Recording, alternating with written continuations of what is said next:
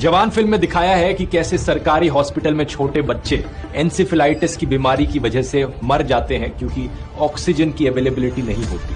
Film में एक बड़े सिंसियर डॉक्टर ईराम को दिखाया है जो पूरी कोशिश करती हैं अपनी बच्चों को बचाने की, लेकिन इस घटना के पब्लिक होने के बाद सरकार उल्टा इन्हीं डॉक्टर को फ्रेम कर देती है, झूठा इल्जाम इन पर लगाया जाता है और ये जेल में जाती हैं। ठीक ऐसा ही कुछ हुआ था दोस्तों अगस्त 2017 को असल जिंदगी में गोरखपुर के शहर में। वहां एक सरकारी अस्पताल बीआरडी मेडिकल कॉलेज में 63 बच्चों की मौत हो जाती है 3 दिन के अंदर अंदर, जब हॉस्पिटल की पाइप ऑक्सीजन सप्लाई खत्म हो जाती है। उस वक्त डॉक्टर काफिल खान वहां पर एक पीडियाट्रिशियन के तौर पर काम कर रहे थे। जब इन्हें पता लगता है कि ऑक्सीजन की सप्लाई खत्म हो रही है हॉस्पिटल में, तो ये अथॉरिटीज को इन्फॉर्म करने की कोशिश करते हैं। कुछ रिस्पॉन्स नहीं आता तो खुद से भी ऑक्सीजन की सप्लाई प्रोक्योर करने की कोशिश करते हैं अपने खुद के एक्सपेंस पर। इन्हें एक रियल लाइफ हीरो की तरह देखा जाता है, लेकिन जब इस इंसिडेंट की खबर मीडिया में आती है तो इसके बाद उल्टा इल्जाम डॉक्टर काफिल पर ही डाल दिया जाता है। सरकार इन पर आरोप लगाती है मेडिकल नेग्लिजेंस और करप्शन का। इन्हें अपनी नौकरी से सस्पेंड कर दिया जाता है, अरेस्ट किया जाता है और फिर 9 महीने तक ये जेल में रहते हैं। अप्रैल 2018 में जाकर फाइनली इलाहाबाद हाईकोर्ट से इन्हें बेल मिलती है। कोर्ट कहता है कि कोई एविडेंस नहीं है कि इन्होंने कुछ भी गलती करी।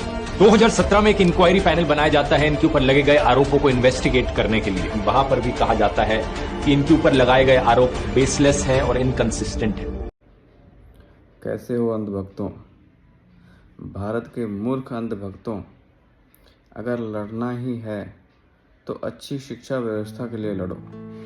अगर लड़ना ही है तो अच्छी स्वास्थ्य व्यवस्था के लिए लड़ो। अगर लड़ना है तो शिक्षा प्राइवेटाइजेशन ना हो इसके लिए लड़ो। शिक्षा पे तो सभी का अधिकार है, सभी को शिक्षा फ्री में मिलना चाहिए। ये जो अभी आपके तत्कालीन प्रधानमंत्री हैं मोदी साहब, इन्होंने तो शिक्षा पे 18% जीएसटी ठोका हुआ है। कहाँ है मूर्खों, तुम्हारी अकल कहाँ गई घास चरने के लिए? बिल्कुल भी अकल नहीं हो। कहते हो अकल है, भगवान के नाम पर लड़ते हो, मंदिर के नाम पर लड़ते हो, मस्जिद के नाम पर लड़ते हो, गुरुद्वारों के नाम पर लड़ते हो। अरे असल मुद्दा है उसके लिए लड़ो।